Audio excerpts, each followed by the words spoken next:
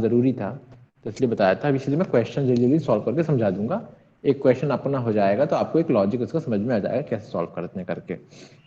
ठीक है, तो ये वाला क्वेश्चन अपन कर रहे थे, z equals to 4x1 plus 3x2 subject to the constants. Constants दे दिए हैं 2x1 plus x2 greater than equals to 10, minus 3x1 plus 2x2 less than equals to 6, x1 plus x2 less greater than equals to 6 और x1 x2 दोनों positive होते हैं, तो x1 x2 greater than equals to 0।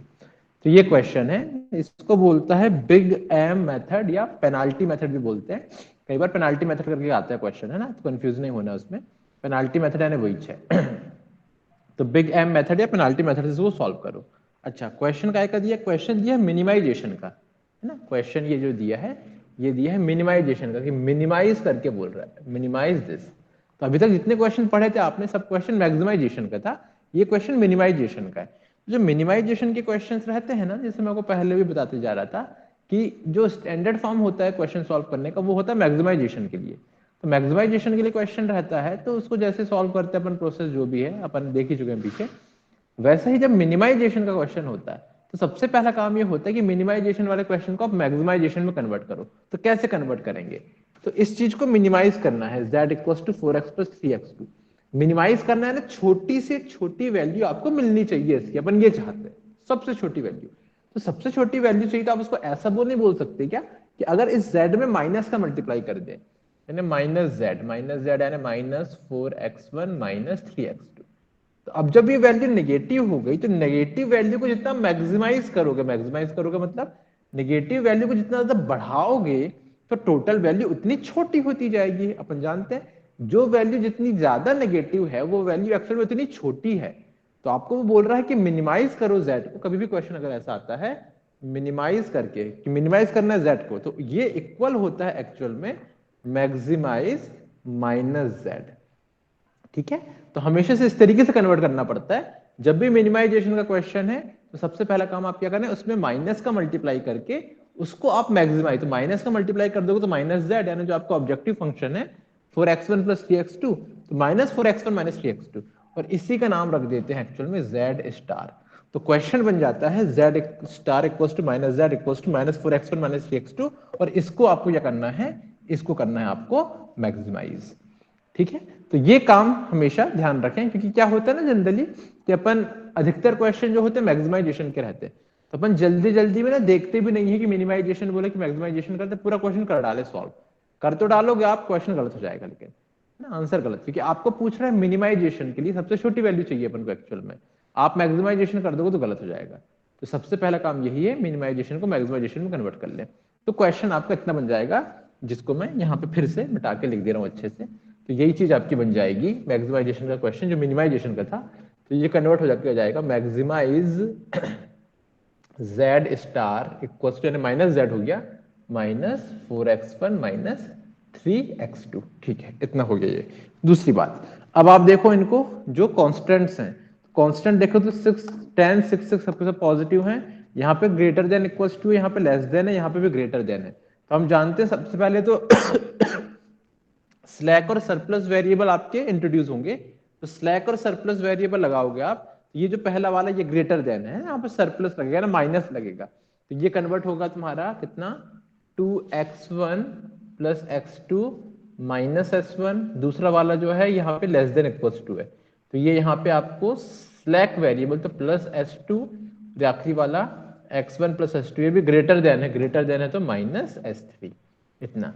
साथ में आप जानते हो कि ये जो बिग एम मेथड है, उसमें कभी भी अगर ग्रेटर देन इक्वल्स टू लिखा है या इक्वल लिखा है, तो ग्रेटर देन या फिर सिर्फ इक्वल अकेला, तो वहां पे यूज किया जाता है आर्टिफिशियल वेरिएबल। तो आर्टिफिशियल वेरिएबल इन दोनों में यूज होंगे। तो एक चीज होगी तो प्लस a1 इक्वल्स टू 10, दूसरे वाले में लेस देन था, तो लेस देन वाले में कोई दिक्कत नहीं, सीधे 6 आ जाएगा। और तीसरे वाला भी ग्रेटर देन था, तो यहाँ पे भी आपको आर्टिफिशियल वेरिएबल, तो प्लस a2 इक्वल्स टू 6।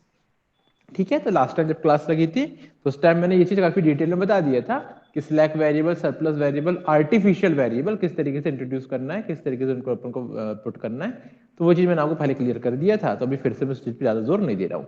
बस यही ध्यान रखना है, ग्रेटर देन या फिर इक्वल्स टू साफ साफ लिखा रहा है तो उस केस में ही सिर्फ आर्टिफिशियल वेरिएबल अपन को लाना है, लेस देन वाले में नहीं आएगा वो। ठीक है, इतना आपका हो गया। अच्छा, अब जो आपका यहां से जो ये दिया है ऑब्जेक्टिव फंक्शन, तो फिर क्या लिखते हैं अपन, पूरा मॉडिफाइड फॉर्म लिखते हैं अपन पूरे के पूरे आपकी प्रॉब्लम का। तो ये जो प्रॉब्लम का मॉडिफाइड फॉर्म बनेगा इतना बन जाएगा, -4x1 -3x2, और अब साथ में जितने भी वेरिएबल हैं पूरे के पूरे वेरिएबल्स जाएंगे। तो पूरे वेरिएबल्स जाएंगे तो कितने वेरिएबल्स हैं, तो भैया तुम्हारे पास में देखो दो वेरिएबल तो यही थे। अब S1 S2 S3 तीनों ये आ गए, तो आप जानते हो +0s1 +0s2 +0s3, और साथ में दो वेरिएबल और हैं a1 और a2। ये कौन से वेरिएबल है, आर्टिफिशियल वेरिएबल। और मैंने आपको उस टाइम समझा था जब लास्ट दिन क्लास लगी थी कि आर्टिफिशियल वेरिएबल का जो कॉस्ट होती है वो बहुत लार्ज वैल्यू कैपिटल M लेते हैं, और ये जो आपका ऑब्जेक्टिव फंक्शन होता है तो माइनस करके लिखते हैं, तो -m(a1) -m(a2). ठीक है, ये बन गया आपका ऑब्जेक्टिव फंक्शन पूरा, जैसे कि आपने लास्ट टाइम भी इसको देख ली थी। सब समझा चुका हूं मैं पहले ये सब चीजें, क्वेश्चन कंप्लीट करना इसलिए मैं पूरा फिर से बता रहा हूं। तो इस तरीके से आपका ऑब्जेक्टिव फंक्शन ऐसा बन जाएगा।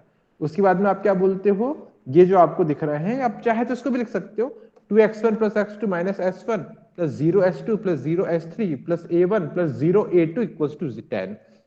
दूसरा -3x1 + 2x2 + 0s1 + s2 + 0s3 + 0a1 + 0a2 = 6। जो अपन लिखते ना पूरे पूरे 1 2 3 4 5 6 7, टोटल 7 वेरिएबल्स हो गए।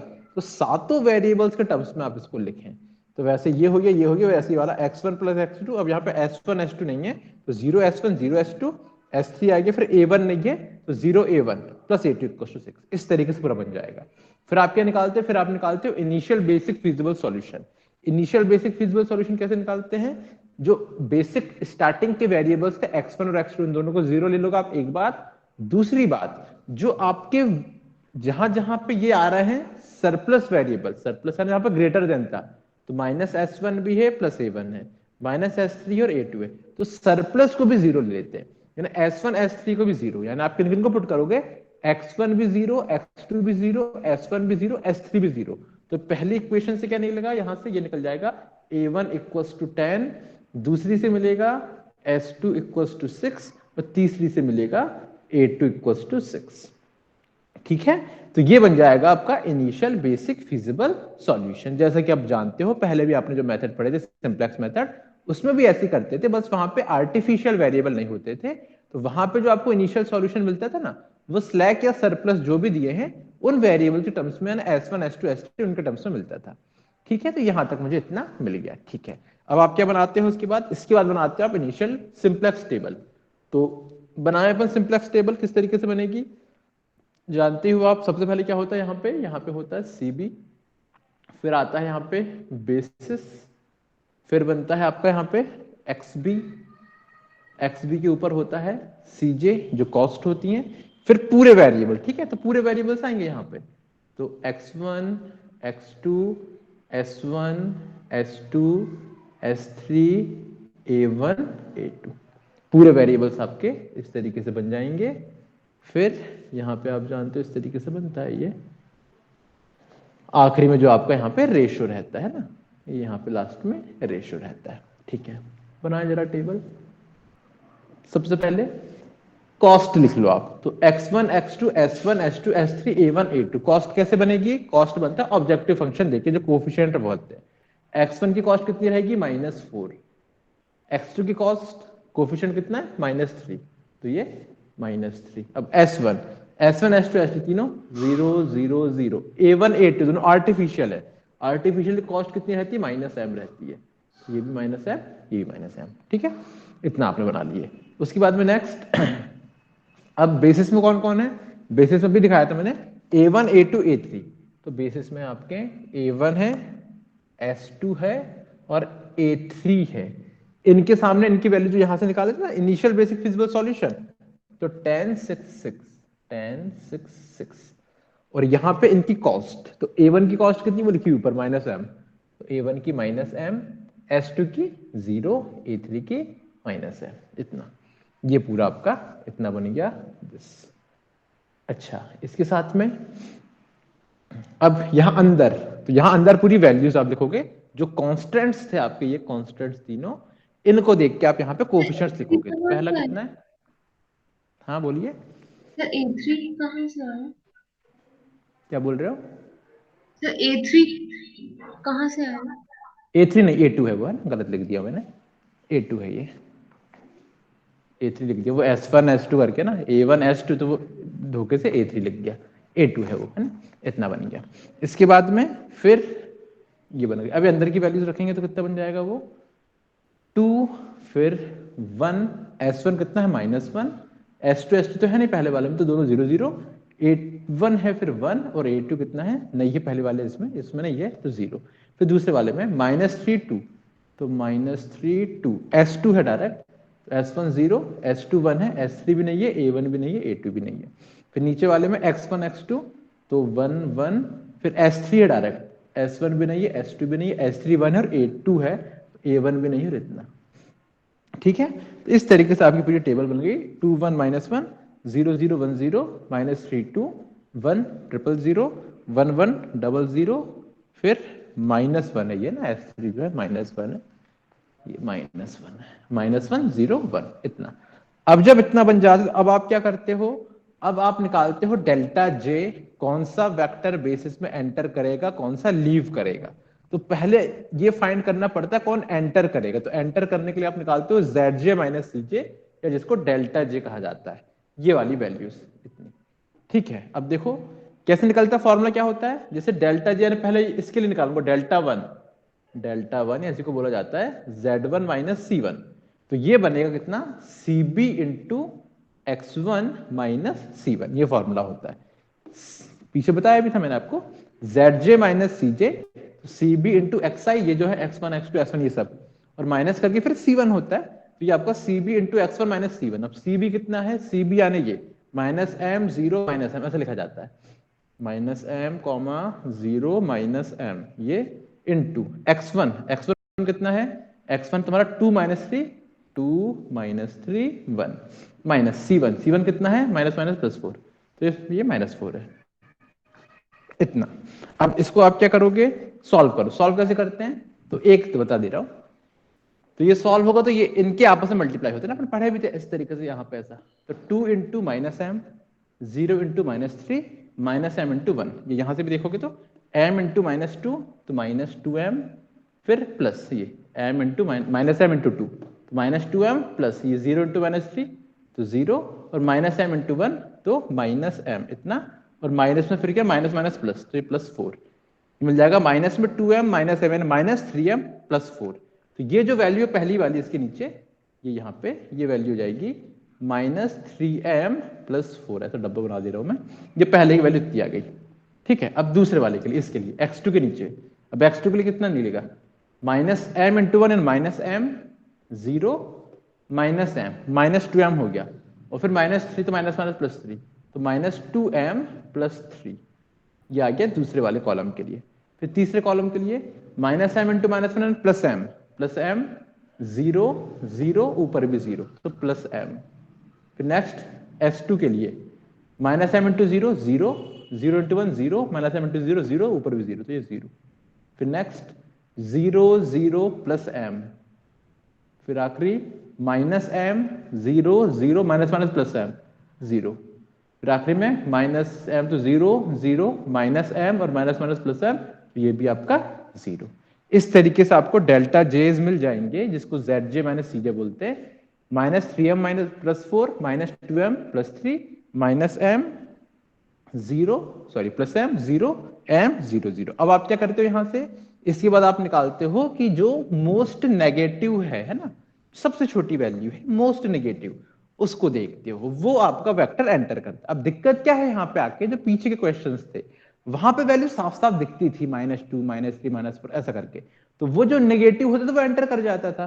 यहाँ पे दिक्कत क्या है, यहाँ पे वैल्यू नहीं दिख रही, यहाँ पे एम पे डिपेंड करने वाली वैल्यू, जैसे ये दिख रहा है -3m +4 है, -2m +3। अब देखो एक बात तो क्लियर है, m और ये m ये पॉजिटिव है, कैपिटल M अपने आप में पॉजिटिव नंबर होता है, कैपिटल M जो होता है बहुत बड़ी वैल्यू होती है, और साथ में पॉजिटिव होती है, तो ये इनका तो काम कोई बात नहीं है। तो नेगेटिव वैल्यूज देखते हैं, तो नेगेटिव दो दिख रही है, कौन कौन, -3m+4 दिख रहा है, -2m+3 दिख रहा है। अब इन दोनों में बड़ा कौन होगा? बड़ा कौन है ना, ज्यादा निगेटिव कौन होगा? तो ज्यादा निगेटिव कौन होगा? तो देखो m में -3 का मल्टीप्लाई हो रहा है और m में -2 का मल्टीप्लाई हो रहा है। भले ही इसमें +4 हो रहा है, +3 हो रहा है, लेकिन भैया जब आप -3 गुना कर दे रहे हो, उसको -3 कर दे रहे हो, इसमें m में -2 कर रहे हो, तो ऑब्वियसली -3 करने पे वैल्यू ज्यादा छोटी हो जाएगी। अब भले ही उसमें तो +4 भी कर दो, यहाँ पे +3 हो रहा है, उससे फर्क नहीं पड़ेगा, ज्यादा छोटी वैल्यू बनेगी -3m+4। ठीक है, तो अपन क्या बोलते हैं, मोस्ट निगेटिव देखते हैं इसमें। तो मोस्ट निगेटिव कौन मिल रहा है? -3m+4। तो ये वाला वेक्टर करेगा एंटर, यानी कौन एंटर करेगा? x1 एंटर करेगा। अब x1 एंटर करेगा तो लीव कौन करेगा? तो लीव करने के लिए आप रेशियो, तो रेशियो क्या निकलेगा आपका? xb अपॉन, ये रेशियो जो निकालते हैं तो ये बन जाएगा xb अपॉन, एंटर कौन कर रहा है? x1 एंटर कर रहा है, तो जो एंटर कर रहा है वो xb अपॉन x1। निकालो रेशियो, तो ये xb अपॉन ये, मतलब ये करस्पॉन्डिंग वेक्टर्स, तो 10/2, तो ये हो गया 5, 6/-3, तो आप जानते हो निगेटिव वाला रेशियो नहीं लेते, तो निगेटिव नहीं लेते, डैश 6/1 है ना, कितना? 6।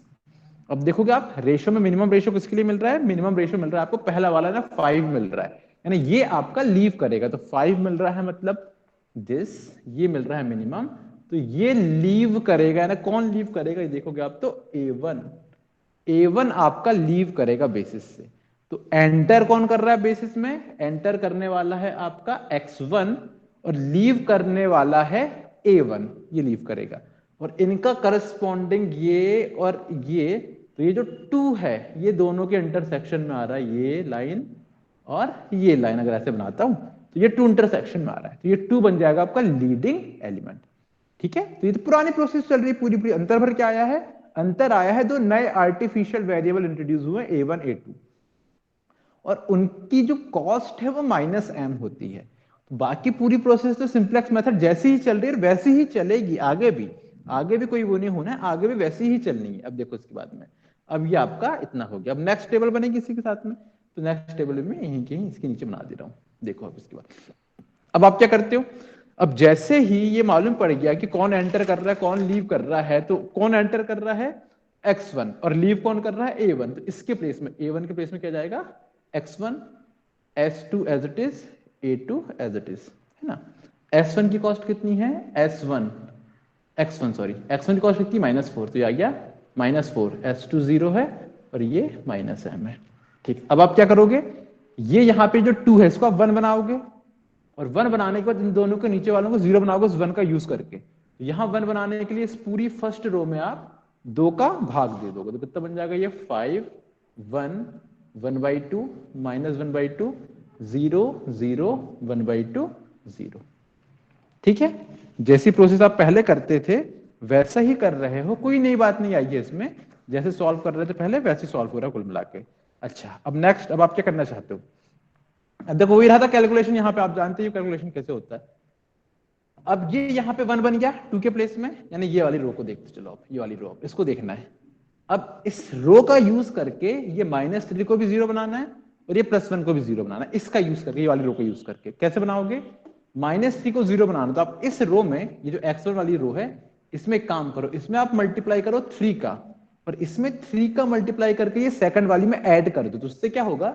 ये 3 × 1 +3 बन जाएगा, और ये +3 और ऐड करूंगा -3 तो 0 हो जाएगा। ठीक है, अब यही समझने में खेल रहता है ना, ये चीज में पहले बोले थे कि प्रैक्टिस लगती है। जितने क्वेश्चंस करोगे, प्रैक्टिस करोगे तो समझ में आता है कि किस तरीके से कैलकुलेशन हो रहा है। वहीं वहीं पे गलती भी हो जाती है, क्योंकि देखना 3 × 5, 5 × 15 और ये 6, तो 15 और 6 21। फिर 3 × 1 +3 +3 -3 0। 3 × 1/2 यानी 3/2, 3/2 और +2, तो कितना हो जाएगा ये तुम्हारा? 7/2। 3/2 यानी 1.5 और 2 तो 3.5, 3.5 यानी आपका 7/2। फिर 3 × -1/2 -3/2, -3/2 और +0 तो -3/2। फिर 3 × 0 0 +1 +1, 3 × 0 0 0 + 0 0, 3 × 1/2 3/2, 3/2 + 0 3/2, 3 × 0 0 0। ठीक है, तो पहले आपने क्या कर लिए, वो जो 1 बन गया था उसका यूज करके ये वाली जो नीचे वाली रो थी उसके नीचे 2 के नीचे जो -3 था, वो -3 को मैंने क्या बना दिया? 0 बना दिया। सिमिलरली अब क्या करूंगा मैं? ये 1 जो दिया है यहाँ पे, ये 1 दिस, ये वाला है ना, ये जो लीडिंग एलिमेंट मिलते हैं इन दोनों के नीचे, इसके नीचे वालों को दोनों को जीरो बनाते हैं। ये बन गया जीरो, ये जीरो बन गया। अब इसको चेंज करना है, इसको भी जीरो बनाना है। कैसे बनाओगे जीरो?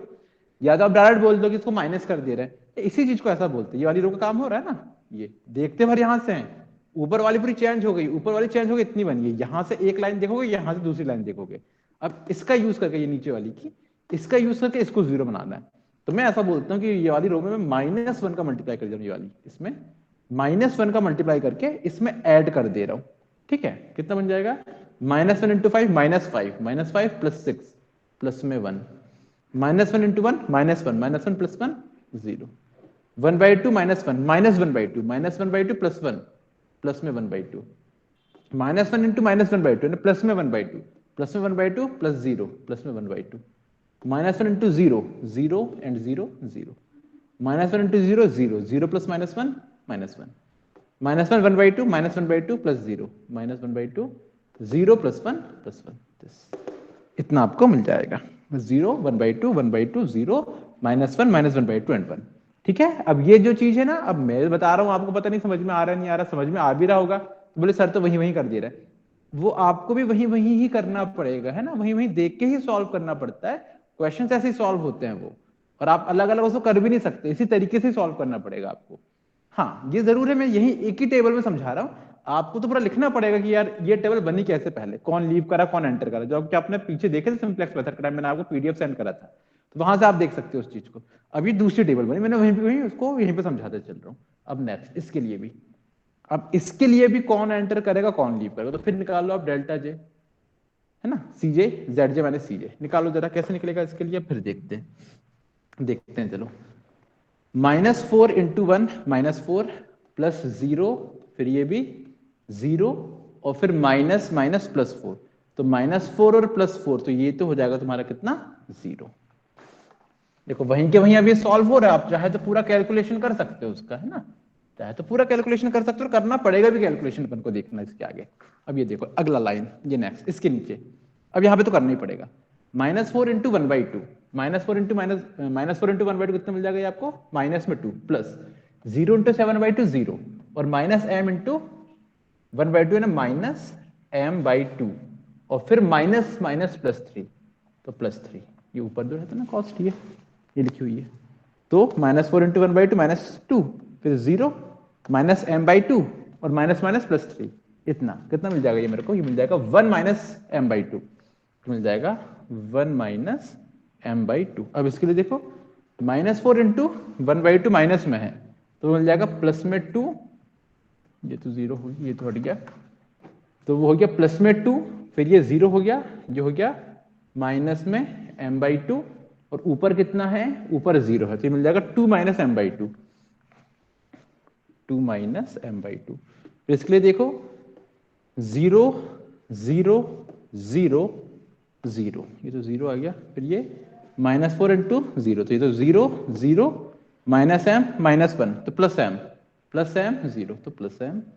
फिर इसके लिए देखो -4 इंटू 1/2, तो ये हो गया तुम्हारा +2, सॉरी -2, फिर 0 माइनस माइनस प्लस m/2, और ऊपर कितना है, ऊपर माइनस है तो माइनस माइनस प्लस है, तो 3m/2 -2, तो ये मिल जाएगा 3m/2, और माइनस कितना है 2 है, फिर आखिरी में देखो 0 0 -m, और माइनस माइनस प्लस m, तो ये हो गया आपका 0। इतना आपको मिल जाएगा। अब ZJ माइनस CJ।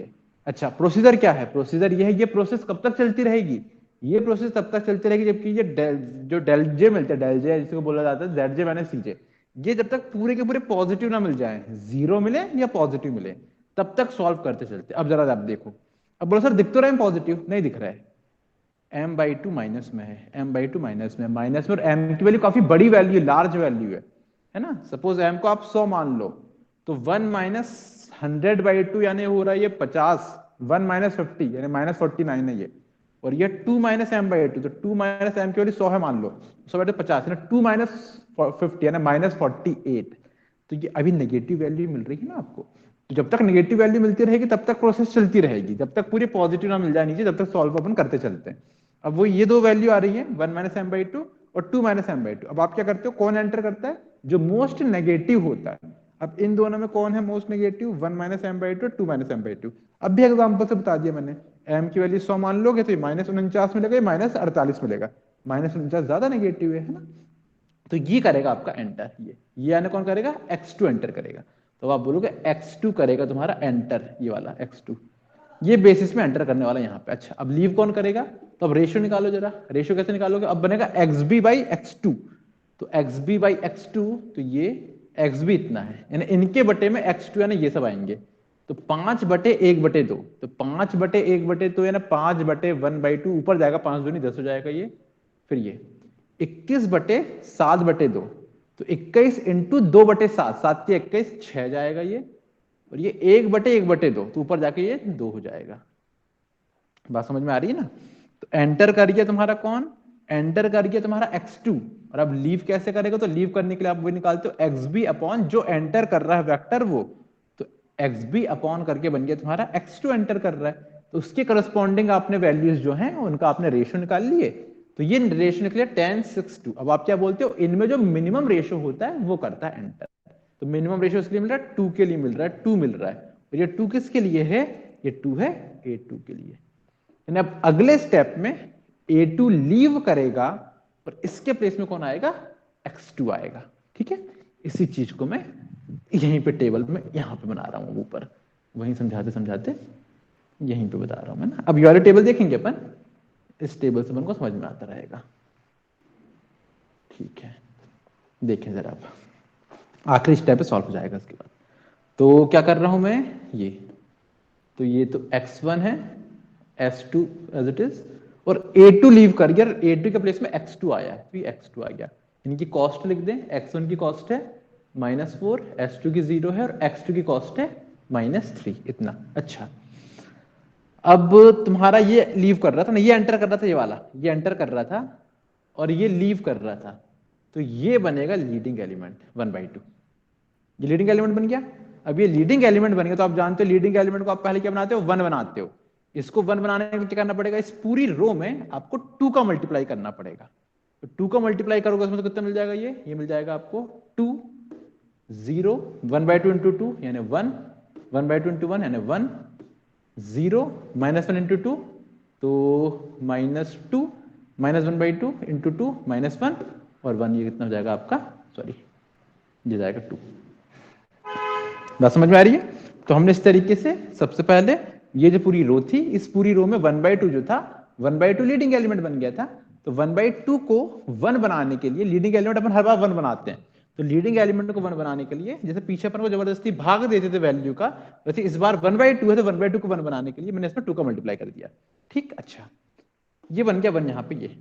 अब इसके ऊपर कौन कौन है, 7/2 है और 1/2 है। अब इन दोनों को मेरे को 0 बनाना है, 7/2 और 1/2 का, इस 1 का यूज करके 0 बनाना है इन दोनों को। आप कैसे बनाओगे जरा, अब देखो यहीं पे अपन कहीं साइड में लिख रहा हूं, तो पहले मैं एक काम करता हूं, 1/2 को 0 बनाता हूं। तो 1/2 को 0 बनाने के लिए क्या करना पड़ेगा, ये तो 1 बन गया, ये वाली रो ये, तो इस 1 में मल्टीप्लाई करता हूं -1/2 का इस रो में। ठीक है, इस रो में -1/2 का मल्टीप्लाई करके ये ऊपर वाली में ऐड करूंगा, तो ये अपने आप आपका 0 यहां पे आ जाएगा। देखो तो -2 इंटू -1/2 इंटू 2, तो ये बन गया आपका कितना, ये बन गया -1 है ना, 2 इंटू -1/2, तो -1 और +5, तो मिल जाएगा आपको +4। ठीक है, जितने ये फ्रैक्शन बनते जाएंगे ना, दिक्कत जाती है, और ये दिक्कत यही है कैलकुलेशन की, कैलकुलेशन बड़े इत्मीनान से, बड़े ठंडे दिमाग से करना पड़ता है, और आप खुद सोच सकते हो एग्जाम टाइम में बैठ के सॉल्व करना यानी कितना डिफिकल्ट हो सकता है ये सॉल्व करने में। अगर एक आध भी गलत हुआ कैलकुलेशन तो गलती हो जाएगा, और इससे बहुत चांसेस रहते हैं गलत होने के। ठीक है, पूरी मेथड, ये सबके सब मेथड ऐसे ही हैं, थोड़ी लेंथी मेथड्स है, और दिमाग बड़ा चला के रखना पड़ता है, बिल्कुल कॉन्सेंट्रेशन के साथ करना पड़ता है सॉल्व। ठीक है, -1/2 इंटू 0, 0 हो गया, और +1 तो +1, -1/2 इंटू 1 तो -1/2, -1/2 +1/2 0, इसमें ऐड कर रहे हैं ना, ये वाली पहली वाली देखते रहना अपन, इसमें -1/2 इंटू 1 -1/2, -1/2 -1/2 यानी माइनस में 1, फिर 0 + 0 0, -2 इंटू -1/2, तो मिल जाएगा आपको +1, +1 और 0 तो +1, -1/2 एंड 1, तो ये हो जाएगा प्लस में 1/2, प्लस में 1/2, प्लस में 1/2 यानी प्लस में 1, -2 इंटू -1/2 तो माइनस में 1, माइनस में 1 और 0 तो माइनस में 1। तो ये बन गई आपकी पहली रो। इतना।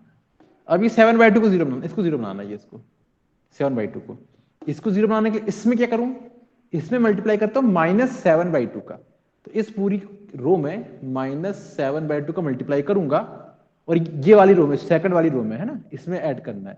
और आपको समझाने के साथ कि अच्छे से दिख जाए, तो इसका काम खत्म हो गया, इसको मिटाइज देता हूं मैं, इसको मिटाइज देता हूं मैं, है ना। ये तो मैं क्या कर रहा हूं, इसमें मल्टीप्लाई कर रहा हूं 1/2 में, ये सॉरी ये वाली लाइन में, और इस लाइन ये वाली सॉरी ऊपर जो दिख रही है यहाँ पे 1 बना दिए थे, उसको मिटा देता हूँ, है ना, कंफ्यूजन रहे ना, दिखे ना, ताकि एक ही चीज दिखेगी तो ज्यादा अच्छे समझ में आएगा। इतना। तो मैं क्या कर रहा हूँ, ये वाली रो जो इसमें मल्टीप्लाई कर रहा हूँ -7/2 का, और इसमें ऐड कर रहा हूँ ये वाली रो में। देखो 2 इंटू -7/2 यानी कितना मिलेगा, -7 और +20, -7 और +21 तो प्लस में 14 मिल जाएगा, ये 14। -7/2 इंटू 0, 0 + 0 0, -7/2 + 7/2 0, -7/2 और -3/2 तो माइनस हो जाएगा ये तुम्हारा 10/2 यानी -5। ठीक है, -7/2 0 + 1 + 1, -7/2 -2, माइनस माइनस +2 कैंसिल, प्लस में 7, प्लस में 7 और 0 प्लस में 7, माइनस माइनस प्लस 7/2, 7/2 3/2, 10/2, 10/2 यानी 5, -7 + 0 तो -7, दिस इतना मिल जाएगा भैया। ठीक है, तो ये मिल जाएगा हमको 4 14 2, और इधर अंदर मिल जाएगा 1 0 -1 0 1 1 -1 0 0 -5 1 7 5 -7 0 1 1 0 -2 -1 2। अभी भी काम खत्म नहीं हुआ, अब आप यह चेक करोगे फिर से आप चेक करोगे डेल्टा जे कि जो डेल्टा जे की वैल्यूज हैं ये आपकी पॉजिटिव आ रही है नेगेटिव, अगर नेगेटिव आएगी तो फिर एक स्टेप आपका और चलेगा इसके बाद, है ना।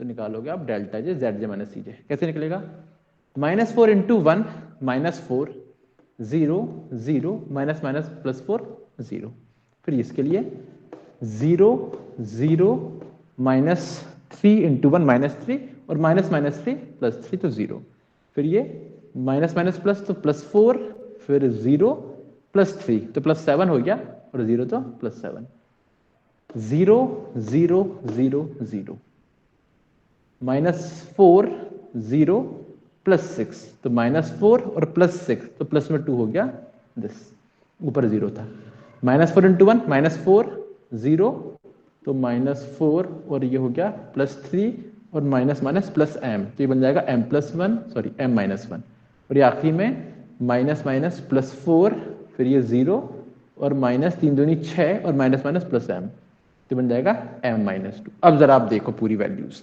ये जो पूरी वैल्यूज मिल रही हैं 0 0 7 0 2, तो ये तो सबका पॉजिटिव है या 0 के बराबर, कोई भी नेगेटिव नहीं है। और ये देखो m-1 m-2, तो मैं पहले ही बता चुका हूं कि m जो है, m की वैल्यू बहुत बड़ी वैल्यू, लार्ज वैल्यू होती है, और m अपने आप में पॉजिटिव है। सपोज m की वैल्यू 1000 है तो 1000 -1 1000 -2 ये भी क्या होंगे, पॉजिटिव होंगे। तो आप यही बोलोगे कि जितने भी डेल्टा जे हैं सभी आपको ग्रेटर देन इक्वल टू 0 मिल रहे हैं, सभी delta j greater than equal to 0 मिल रहे हैं, मतलब आपको ऑप्टिमम सॉल्यूशन मिल गया है। ऑप्टिमम सॉल्यूशन मतलब ये होता है जैसा आंसर आप लाना चाह रहे थे, मैक्सिमाइजेशन का क्वेश्चन थे तो मैक्सिमाइजेशन वाला आंसर मिल जाएगा, मिनिमाइजेशन का क्वेश्चन थे तो मिनिमाइजेशन, तो इसको बोलते हैं ऑप्टिमम सॉल्यूशन।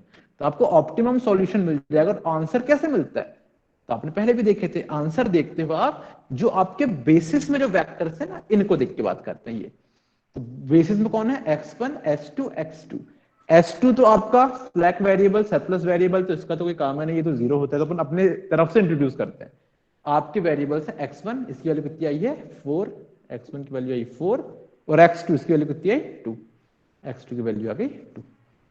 ठीक है, तो x1 equals to 4, x2 equals to 2, ये रहेगा आपका आंसर। अच्छा, आपका z क्या था, तो जो z स्टार था, है ना, तो वो था -4 x1 -3 x2, है ना, इसको मैक्सिमाइज करने को बोल रहा था।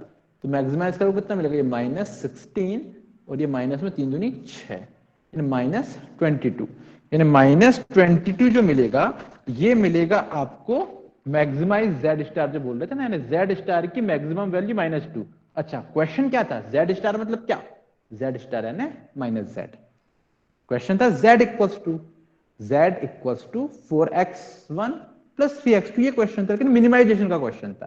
तो मिनिमाइजेशन के क्वेश्चन को मैंने मैक्सिमाइजेशन में कन्वर्ट करने के लिए उसमें माइनस का मल्टीप्लाई कर दिया था, तो -z बन गया था। तो मैंने -z को ही z स्टार बोल रहा था मैं। तो -z बराबर -22 मिल रहा है, मतलब z बराबर कितना मिलेगा, z बराबर मिलेगा 22। तो ये भी z कौन सा है, ये मिनिमम वाला है।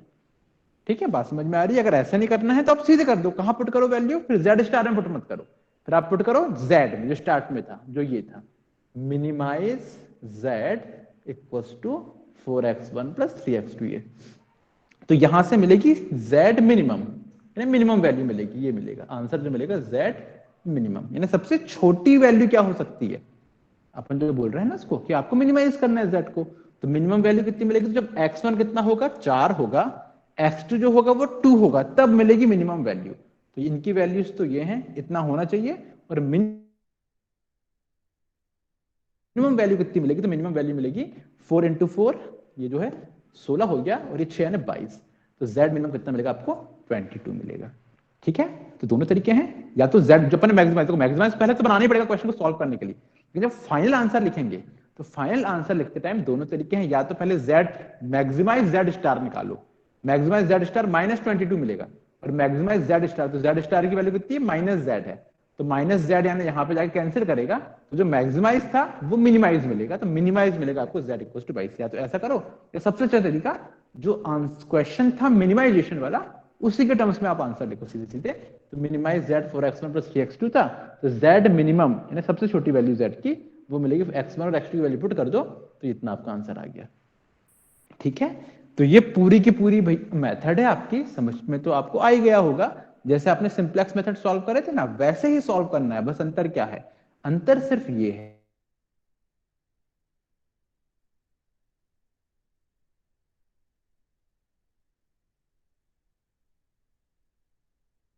A2H3 एटसेट्रा, ये इंट्रोड्यूस करना पड़ता है एक बात। दूसरी बात, इनकी जो कॉस्ट होती है, जिसको पेनाल्टी भी कहते हैं, इनकी पेनाल्टी बहुत हाई रहती है, -m मानते हैं, m मानते हैं, -m करके लिखते हैं। तो ये हायर जो पेनाल्टी या हायर कॉस्ट है, कैपिटल एम अपने आप में पॉजिटिव होता है और काफी बड़ी वैल्यू होती है, इसलिए इस मेथड को पेनाल्टी मेथड भी बोलते हैं। ठीक है, इतना भर आपको याद रखना। अब एक चीज और समझ लो, जो कि क्वेश्चन जहां पे आपके डिफर करते हैं, अलग अलग प्रकार के दिखते हैं, देखना आपका आंसर में क्या आया। ये बेसिस में आप देखो, स्टार्टिंग जब करे थे तो स्टार्टिंग में क्या था, यहाँ पे A1 था, S2 था और A2 था, यानी आर्टिफिशियल वेरिएबल थे आपके पहले बेसिस में। अब क्वेश्चन सॉल्व करते करते आप जब एक एंटर करता है, एक लीव करता है, तो हमने जब क्वेश्चन सॉल्व करे तो एक बार एंटर करा तो x1 एंटर कर दिया यहाँ पे A1 के प्लेस में, दूसरे स्टेप में x2 एंटर कर दिया A2 के प्लेस में। कहने का मतलब यह है कि जो आर्टिफिशियल वेरिएबल थे वो लीव हो गए, और नए वाले जो आपके वेरिएबल थे x1 x2 आ गए, तो आंसर भी तो x1 x2 की वैल्यू चाहिए रहती है, तो ये आपका आंसर बन गया x1 इक्वल्स टू 4 और x2 इक्वल्स टू 2। ठीक है, लेकिन हो सकता है कि किसी क्वेश्चन में आप सॉल्व करें और यहां पे आपको ना जो आर्टिफिशियल वेरिएबल है वो लीव ही ना करें, यानी हो सकता है यहां पे ऐसा बच जाता A2 करके। ठीक है, तो उसके लिए उन्होंने ना कंडीशन दिया है, जो कि मैं आपको पीडीएफ आज सेंड कर दूंगा। तो वो कंडीशन दिया है उसमें ने यही कि अगर कभी ऐसा होता है कि प्रोसेस पूरा सॉल्व कर डाला आपने ना, डेल्टा जे जो बनता है वो ग्रेटर देन इक्वल टू 0 भी मिल गया पूरा सॉल्व होके, वो जो फाइनल जो आपको ये टेबल मिलती है, फाइनल टेबल में बेसिस में आर्टिफिशियल वेरिएबल रहे, ये A2 है जैसे यहाँ पे, तो आर्टिफिशियल वेरिएबल है, और साथ साथ में जैसे पहला आंसर होता है, पहला तरीका कि आर्टिफिशियल वेरिएबल रहे चुना, यानी x1 x2 जो बेसिक वेरिएबल्स है वही रहे। तो आज जैसे ये वाला क्वेश्चन कर रहे थे, सीधा सीधा आंसर आ गया, कोई दिक्कत नहीं हुई इसमें। लेकिन कभी अगर आर्टिफिशियल वेरिएबल रहता है ना, तो फिर दो केस बनते हैं। क्या, अगर आर्टिफिशियल वेरिएबल है तो आप उसकी वैल्यू देखो, अगर उसकी वैल्यू 0 नहीं है, जैसे यहां पर दिख रहा है, सपोज अगर ऐसा होता तो A2 इक्वल टू 2 आता। तो अगर आर्टिफिशियल वेरिएबल है और उसकी वैल्यू 0 नहीं है, तो अपन ये बोलते हैं कि इस क्वेश्चन का कोई सॉल्यूशन ही नहीं है, ऑप्टिमम सॉल्यूशन नहीं मिलेगा बोलते हैं। ठीक है, तो अगर पूरा सॉल्व करे और क्योंकि ये देखो ये अपन ने अपने मन से इंट्रोड्यूस करें, ये थे तो नहीं वहां पे, अपन ने अपने मन से सॉल्व करने के लिए आसानी हो इस कारण अपन ने A1 A2 लाए थे। लेकिन अभी भी अगर आंसर A1 A2 के टर्म्स में ही आएगा, तो अगर A1 A2 के टर्म्स में आंसर आने लगा तो फिर हम बोलते हैं कि यार ये आपका जो आंसर है ना, ये आंसर अपने आप में कोई आंसर हो सकता है लेकिन ऑप्टिमम सॉल्यूशन नहीं है। बेसिक प्रिंसिपल जो ऑप्टिमम सॉल्यूशन होना चाहिए, जो सही आंसर होना चाहिए, ये सही आंसर नहीं होगा। तो उसको ऐसा बोला जाता है कि जो आपका लीनियर प्रोग्रामिंग प्रॉब्लम है ये एक ऑप्टिमम सॉल्यूशन या फिजिबल सॉल्यूशन नहीं रखती है, ये इसका आंसर आपको नहीं मिलेगा क्योंकि ये आपको सॉल्व ही नहीं हो रहा है जाके। एक मेथड।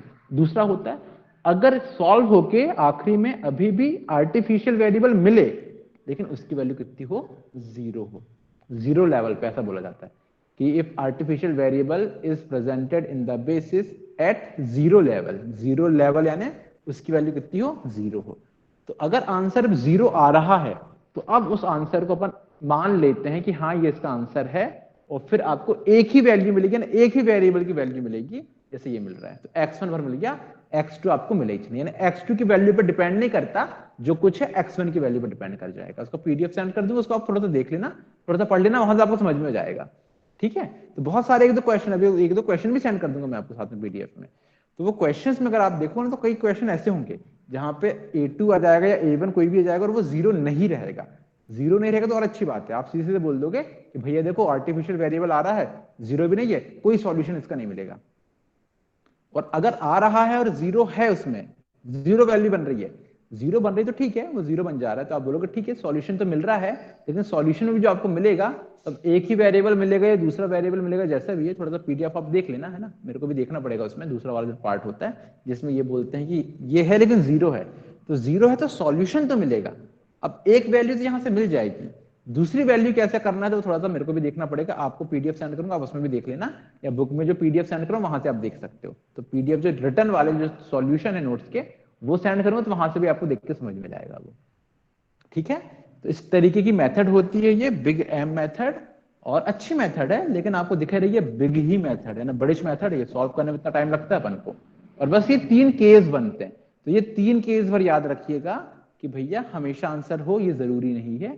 अगर आर्टिफिशियल वेरिएबल आंसर में आ रहा है और उसकी वैल्यू 0 नहीं है तो कोई आंसर आपको मिलेगा ही नहीं, जो कि कई क्वेश्चंस बनते भी हैं ऐसे वाले। तो आपके सिलेबस में भी है, बिग एम मेथड है ना, सिंपलेक्स अपन ने कर लिए, बिग एम भी कर लिए। इसकी एक दो क्वेश्चन सेंड करूंगा, थोड़ी सी प्रैक्टिस कर लेना। और मैं एक बार फिर से बोल रहा हूँ, मैं जो पीडीएफ सेंड करूंगा उसमें जो लिखा रहेगा नोटेशन, जैसे यहाँ पे x1 x2 x1 ऐसे लिखे, मेरे पुराने नोट्स हैं उन नोट्स में ऐसा नोटेशन नहीं है, उसमें ऐसा लिखा रहेगा y1 y2 y3 y4 y5 a1 a2 ऐसा लिखा रहेगा। यहाँ पे बेसिस ना लिख के यहाँ पे y भी लिखा रहेगा, है ना। तो वहां पे पुराने नोट्स में ऐसा है, तो इसलिए मैं खुद नहीं चाहता, लेकिन अब देखो करवा तो पाऊंगा नहीं क्वेश्चन, तो मैं आपको पीडीएफ सेंड करूंगा तो उसमें ऐसा लिखा रहेगा y1 y2 करके, आप अपने हिसाब से थोड़ा सा अपने हिसाब से ही करना, बस इनको चीजों को इग्नोर करना, इनको आप ऐसे ही लिखना x1 x2 s1 s2 ऐसे ही लिखना, ये ज्यादा अच्छा तरीका है। हम लोगों ने पहले पढ़ा कांति स्वरूप की बुक में ऐसा लिखा रहता था y1 y2 करके, कंफ्यूजन होता है, ज्यादा अच्छा तरीका ये वाला है। इसमें सबसे दिखते हैं कि कौन वेरिएबल आपकी गिवन है, कौन वेरिएबल स्लैक सरप्लस है, कौन वेरिएबल आर्टिफिशियल है, ये सब दिखता है इसमें s1 s2 a1 a2 इसकी मानने से।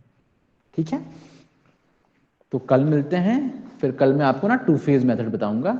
2 फेज मेथड भी हो जाएगी तो आपकी फिर ये यूनिटी एंड हो जाएगी। 2 फेज मेथड भी ऐसे ही है सेम, बट थोड़ी बड़ी मेथड है।